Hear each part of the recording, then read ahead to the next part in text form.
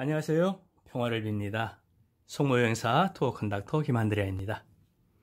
오늘도 40년에 걸쳐 매일 성모님의 발현에 있는 보스니아 헤르체고비나의 메주고리를 찾아 4편에서는 3편에 이어 이곳의 목격 증인들과 그들의 증언을 소개하려고 합니다.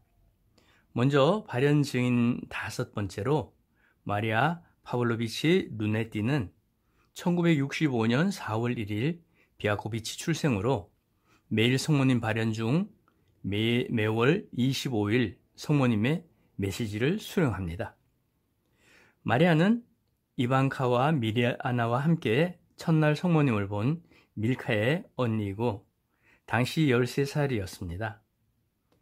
발현 3일째인 1981년 6월 26일 날 마리아가 발현산에서 성모님을 만나 뵙고 나서 혼자서 민첩하게 내려오다가 성모님으로부터 평화의 메시지를 받게 됩니다.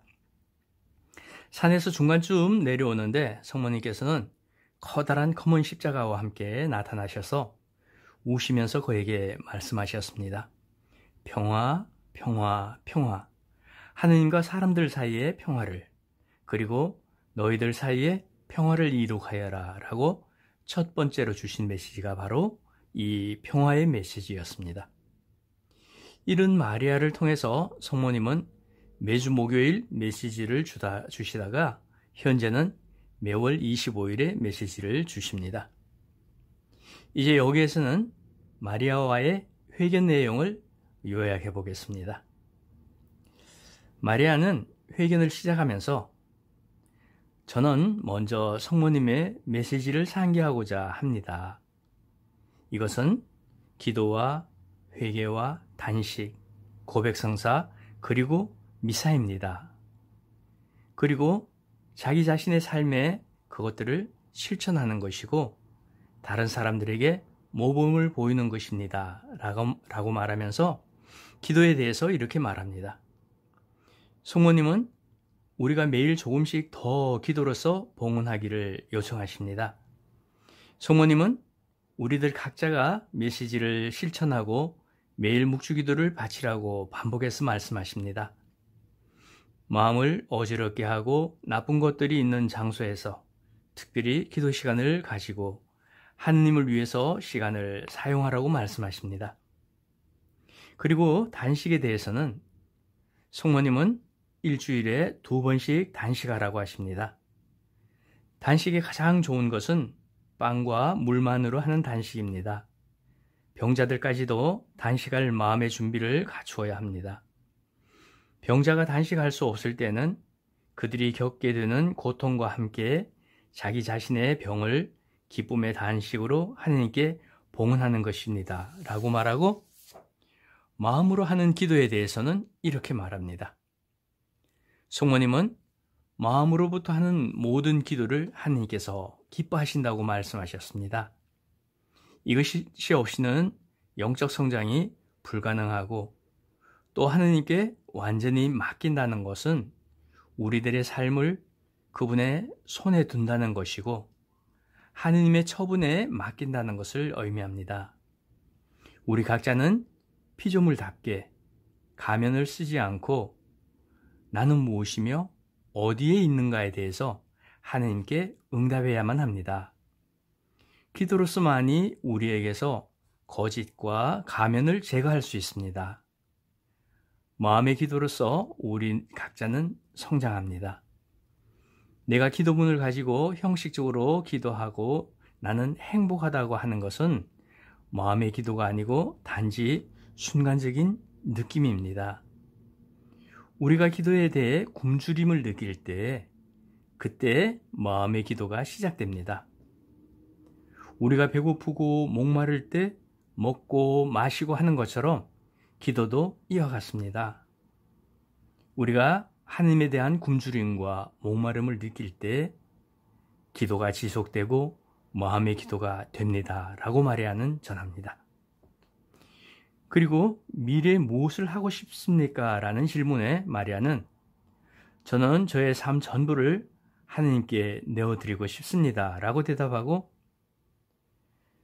또 미사에 가고 기도하는 것을 좋아하지 않는 저의 손자들에게 무엇인가 말해줄 수 있습니까? 라는 할머니의 질문에 마리아는 성모님은 그들이 십계명을 실천하는 것부터 시작해야 한다고 말씀하십니다. 또한 부모님이 삶으로 모범을 보여주어야만 한다고 말씀하십니다. 성모님은 아침에 1시간, 점심에 1시간, 저녁에 1시간 기도하기를 요청하십니다. 그리고 왜 성모님은 여기 공산국가에서 여러분들을 선택하셨습니까? 라는 질문에 마리아는 왜냐하면 성모님께서 그렇게 원하셨기 때문입니다. 라고 명료하게 대답합니다. 그리고 단식에 대해서 한 번 더 말합니다. 성모님은 교회에서 말하는 것을 상기시켜 주셨습니다. 가장 훌륭한 단식은 죄를 짓지 않는 것입니다. 빵과 물로서 하는 단식은 쉬울 수 있습니다. 그러나 빵과 물로서 하는 단식을 통해서 우리가 영적으로 어떤 것에 여전히 매여 있는지를 알 수 있다고 하십니다. 왜냐하면 아주 자주 우리는 죄에 묶여 있고 우리들의 마음이 영혼을 성가시게 하는 다른 것들에 묶여 있기 때문입니다. 라고 말하고 당신은 언제 발연이 끝날이라는 것을 알고 있습니까? 라는 질문에 성모님께서 우리에게 말씀해 주시지 않았기 때문에 모른다고 하였습니다. 그리고 성모님이 성탄날 밤에 발연하실 때 팔에 아기 예수님을 안고 계십니까? 라는 질문에 마리아는 예전은 아기 예수님을 보았습니다. 그러나 머리카락은 아주 적었습니다. 방금 태어난 아기였습니다. 많이 우지는 않았습니다. 처음에 성모님의 베일 안에 있었는데 그 다음 성모님이 아기를 보여주셨습니다. 그러나 그것은 아주 짧은 순간이었습니다. 라고 말하고 성모님은 어떤 모습으로 발연하십니까? 라는 질문에 마리아는 성모님은 언제나 회색 옷을 입으시고 하얀 베일, 검은 머리카락, 하늘색 눈, 또 당신 발밑에 구름이 있고 그리고 별들로 이루어진 관을 쓰신 그런 모습으로 발연하셨습니다. 라고 아주 구체적으로 대답해 주었습니다. 이제 마지막 6번째 발연 증인으로 야콥 촐로에 대해서 살펴보겠습니다. 야콥 촐로는 1971년 3월 6일 비아코비치 출생으로 매일 발연은 1998년 9월 12일에 종료하였고 매년 12월 25일 발연을 봅니다.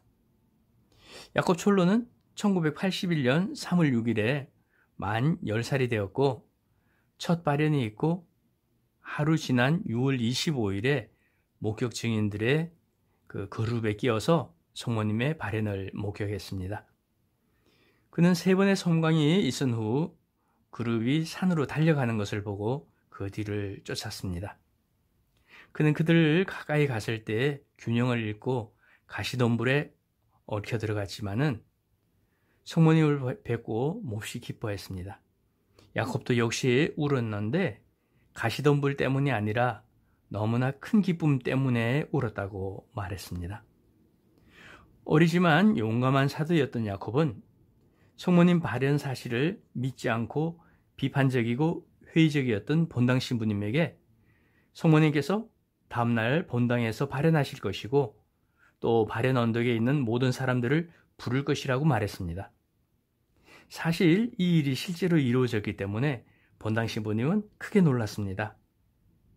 이 어린 소녀는 다른 목격 증인들이 갇혀있는 동안에 성당에 가서 사람들에게 로사리오 기도를 함께 하라고 전하여라. 그러면 공산당이 야기시킨 문제들이 사라질 것이다. 라는 메시지를 전하는 사명을 성모님으로부터 받았습니다. 그는 성모님께서 자신에게 맡기신 일을 잘할 수 있도록 도와달라고 기도했습니다. 그러고는 아이가 집 밖으로 나가는 것을 막기 위해서 지키고 있었던 경찰들이 잠깐 졸고 있는 틈을 타서 창을 타넘고 밖으로 뛰쳐나가 지나가는 차를 얻어 타고 미사 참여하러 가는 부인들의 치마 속에 몸을 숨겨서 본당의 제드 밑에까지 갔습니다. 강복이 끝나자 야곱은 본당 신부님의 수단을 잡아 끌었습니다. 그러고는 본당 신부님에게 자기가 성모님으로부터 메시지를 받았다고 말하면서 함께 로사리오 기도를 하세요. 문제가 해결될 거예요. 라고 말씀을 전했습니다. 사람들은 감동을 받고 눈물을 흘리면서 로사리오 기도를 하기 시작했습니다. 그리고 성모님이 그들 가운데 발현하셨습니다. 한 번은 야곱이 그의 사촌 비츠가와 함께 있을 때 성모님께서 그의 집에 발현하셔서 그들에게 천국에 데려다 주겠다고 하셨습니다. 그는 이제 생이 끝나는 줄로 이해하고 비츠가는 형제들이 많지만 자기는 독자라고 하면서 비츠가만 데려가라고 부탁했습니다. 이에 성모님은 미소를 지으시면서 그와 비츠가의 손을 잡고 천국과 연옥 그리고 지옥으로 데려가셔서 세 곳을 보여주셨습니다. 야곱은 1983년 9월에 어머니를 잃고 86년에 아버지를 잃음으로써 고아가 되었습니다. 성모님께 그 이유를 여쭈어 보았는데 성모님은 그에게 주님께서 그들을 당신 곁에 두시고 싶어 했기 때문에 데려갔다고 말씀하셨습니다. 야곱은 1994년 부활절에 결혼해서 현재 메주고리에서 살고 있습니다. 그리고 또 한 가지 얘기해 드리고 싶은 것은 6월 24일 날 첫 발현이 있었는데 6월 25일을 발현 기념일로 하는 것은 야곱이 6월 25일 날 다른 5명의 발현 목격 증인들과 더불어서 발현을 보게 되면서 성모님께서 선택하신 6명의 발현 목격 증인들이 모두 발현을 본 날이 6월 25일이었기 때문입니다. 예, 이것으로 메주고리의 사편까지 발현 목격 증인들과 그들의 증언 중 중요한 내용들의 언급을 마치고 메주고리의 5편과 6편에서는 이곳의 순례지를 찾아가 보겠습니다. 감사합니다. 평화를 빕니다. 성모여행사 토크컨덕터 김한드레였습니다. 오늘 제 영상이 도움이 되셨다면 좋아요와 구독은 사랑입니다.